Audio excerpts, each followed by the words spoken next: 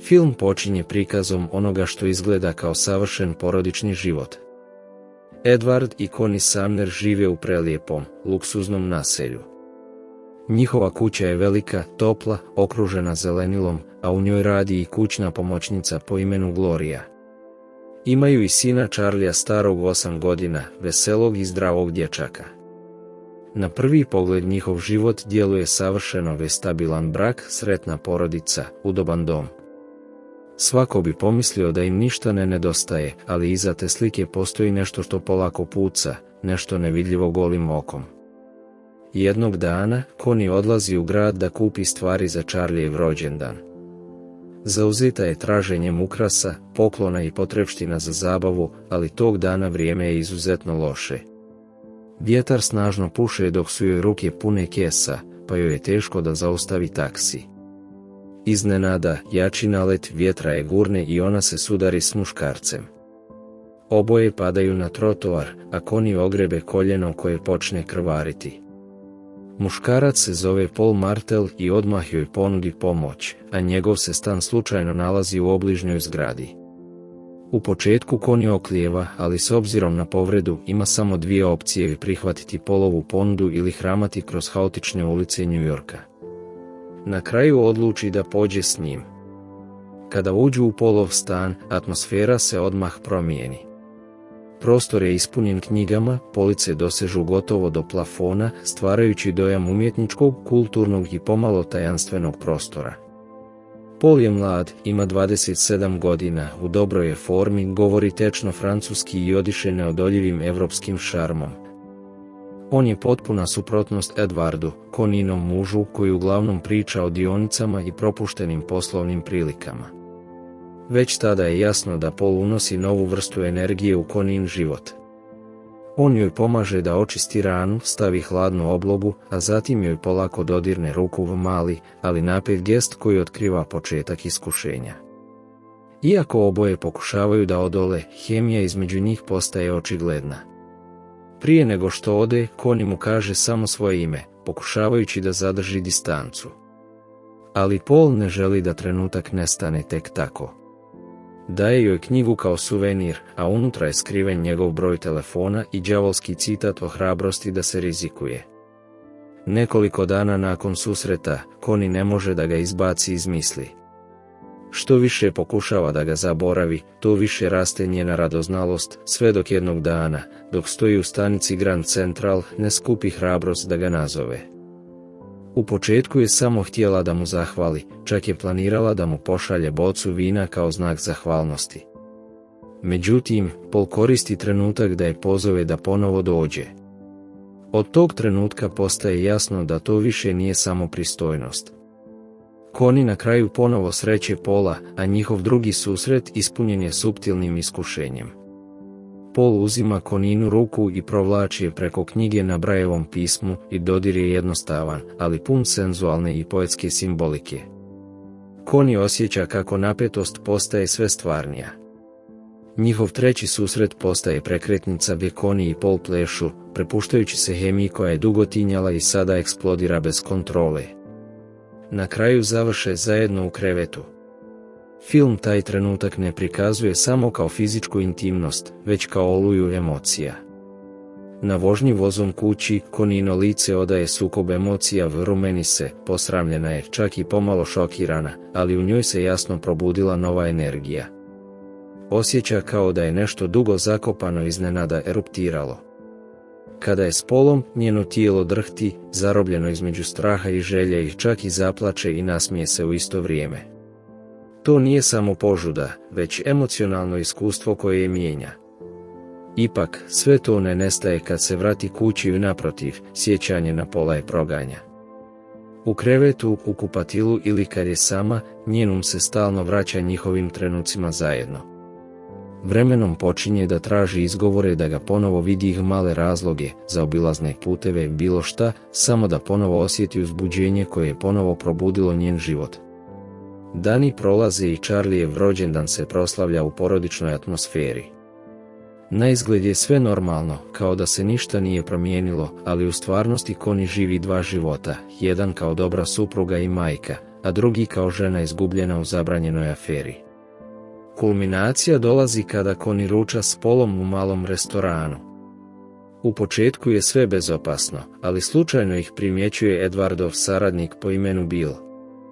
Iako ništa ne kaže, rizik je postao stvaran. Conniein tajni život polako počinje da curi u stvarnost. U međuvremenu, Edward počinje da osjeća da nešto nije u redu. Pokušava da joj se približi fizički i emotivno, ali Connie ga nježno odbija i odlučuje da spava sama. Iz tih sitnih znakova Edwardova sumnja raste, a dodatno se pojačava kada jednog dana vidi Connie u svilenom donjem rublju koje dugo nije nosila. Njegova sumnja postaje još veća kada uhvati Connie kako laže o zakazanom tretmanu lica i čak zove salon da provjeri i saznaje da pod njenim imenom nije bilo nikakvog termina. Od tog trenutka Edward zna sa sigurnošću da se nešto skriva. S druge strane, Connie tone sve dublje u svoju aferu. Dok sjedi u kafiću s prijateljicama Tracy i Sally, Connie je već rekla Paulu da ne može doći, ali se on ipak nepromišljeno pojavljuje. Uspijeva je povući u kabinu toaleta i oni tamo vode ljubav i divlje, neobuzdano, impulzivno. Ipak, Connie mu se prepušta. U tom trenutku njena krivica gubi bitku pred ogromnim valom strasti koji je obuzima.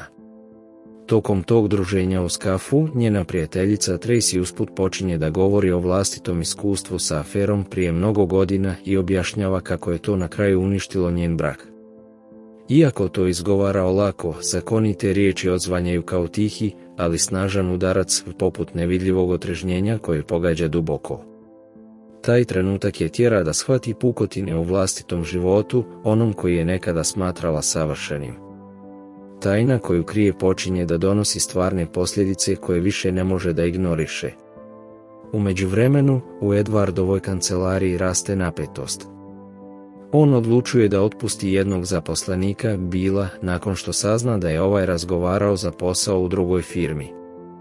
Za Edwarda je to čin nelojalnosti koji ne može tolerisati. Međutim, šokantno je to što se Bill ispostavlja kao čovjek koji je ranije vidio Connie i Paula zajedno u restoranu.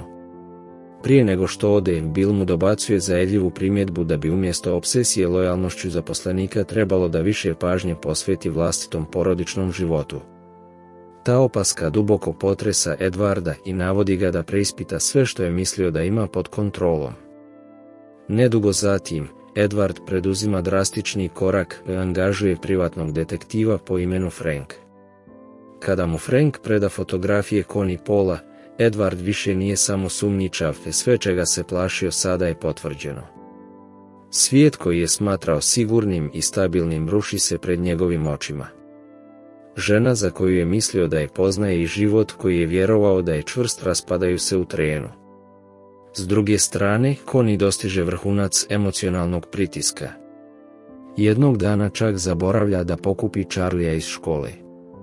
Njena svijest postaje sve jasnija, a afera koju je nekada smatrala uzbudljivim bijegom sada uništava njen stvarni život, njene obaveze i ljude koje zaista voli. Shvata da više ne može živjeti na taj način i da mora donijeti odluku, vrijeme je da prekine odnos s Paulom.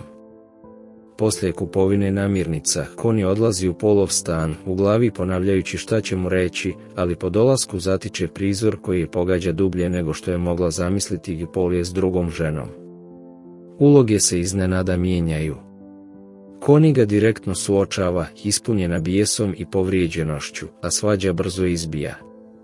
Postavlja očekivano pitanje koliko žena se viđa. Paul pokušava da pronađe izgovore, tvrdeći da je ta žena samo prijateljica, ali mu Connie ne vjeruje. U njoj se miješaju gnjev, razočarenje i duboka bol. Izjavljuje da je svemu kraj i pokušava da ode, ali Paul odbija da to prihvati, hvata je, a Connie se bori da se oslobodi i moli ga da prestane. Scena postaje mračna i emocionalno zapetljana, Connie, još uvijek rastrzana između svojih osjećanja i privlačnosti prema Paulu, na trenutak ponovo popušta.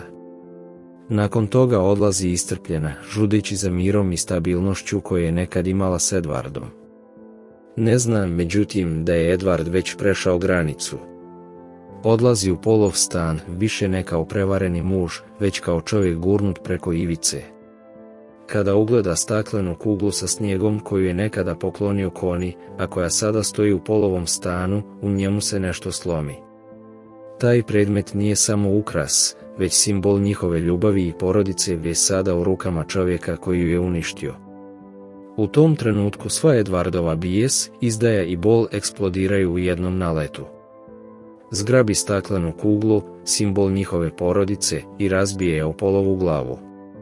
Krv poteče, Paul prestaje da diše, a Edward ostaje drhteći, svjestan da se upravo pretvorio iz odanog muža u ubicu. Nakon toga pokušava prikriti tragove, panično briše dokaze i čuje Connin glas na Paulovoj sekretarici. To je bila poruka u kojoj je Connie konačno odlučila prekinuti aferu, poruka koja je mogla promijeniti sve, ali Edward je briše. Umjesto toga, sakriva Paulovo tijelo u gepek automobila i odvozi ga na deponiju, ponašajući se kao da se ništa nije dogodilo. Njegov čin je šokantan, ali jasno je da Edward nije hladnokrvni ubica, već čovjek koji je izgubljen u vlastitom slomu. Ubrzo policija počinje spajati tragove. Dva detektiva njujorške policije, Dean i Minik, dolaze u dom Sumnerovih. Pronalaze Connin broj u Paulovom stanu i otkrivaju da je Paul zapravo bio oženjen, što ni sama Connie nije znala. Ona pokušava da poriče, tvrdeći da ga jedva poznaje, ali tenzija raste. Kada je policajci pitaju da li ga je vidjela i kada, Connie odgovara da ne zna, a oni joj saopštavaju da je Paul nestao i da ni njegova supruga ne zna gdje se nalazi.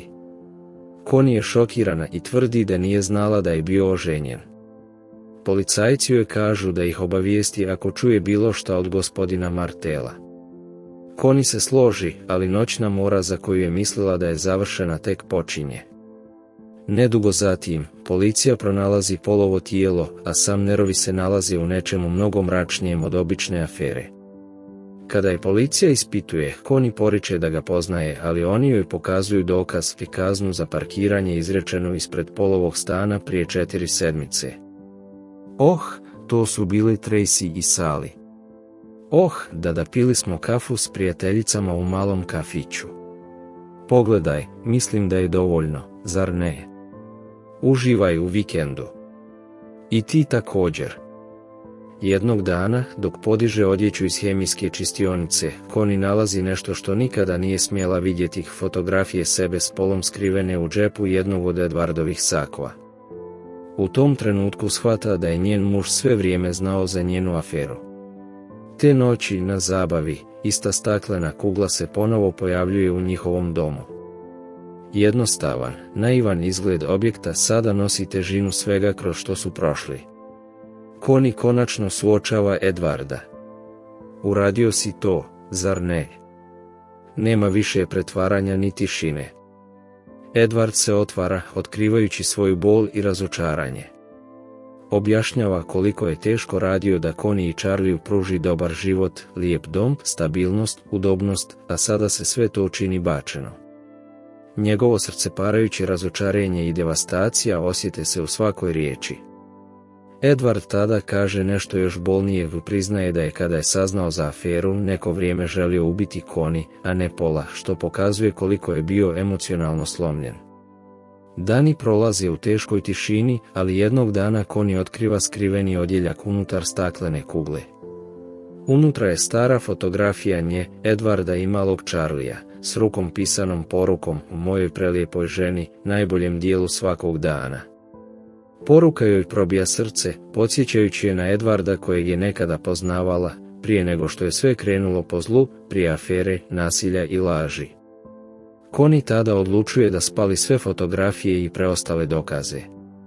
Predaću se. Ne. Možemo kroz ovo proći. Kasnije Edward kaže da je spreman predati se i snositi posljedice, ali Connie ga zaustavlja i ne želi da njihov život završi na taj način. Uprkos svemu, odlučuje zaštititi ono što je ostalo od njihove porodice. Pokušavaju ponovo živjeti normalno, ili barem se truditi. Svanjajući izvan, izgleda kao da se ništa nije dogodilo i niko ne zna oluju koja ih je skoro uništila. Jedne noći sjede u automobilu na putu kući. Edward staje na crveno svjetlo, a u tišini Connie tone u fantaziju. Zamišlja da odlaze i nestaju zajedno, započinju novi život daleko od svega što poznaju, bez laži i krivice, samo u miru. Edward sluša, ne protivi se i jednostavno kaže, zvuči savršeno. Držeći Coninu ruku dok ona plače. Kamera se povlači i otkriva nešto jezivo, njihov automobil je parkiran odmah ispred policijske stanice i tu priča završava. Na kraju saznajemo da i najmanja izdaja može uništiti ljubav izgrađenu mukotrpnim radom, trenutak iskušenja može izgledati lijepo, ali ono što ostaje su samo kajanje i rane koje nikada zaista ne zacjeljuju.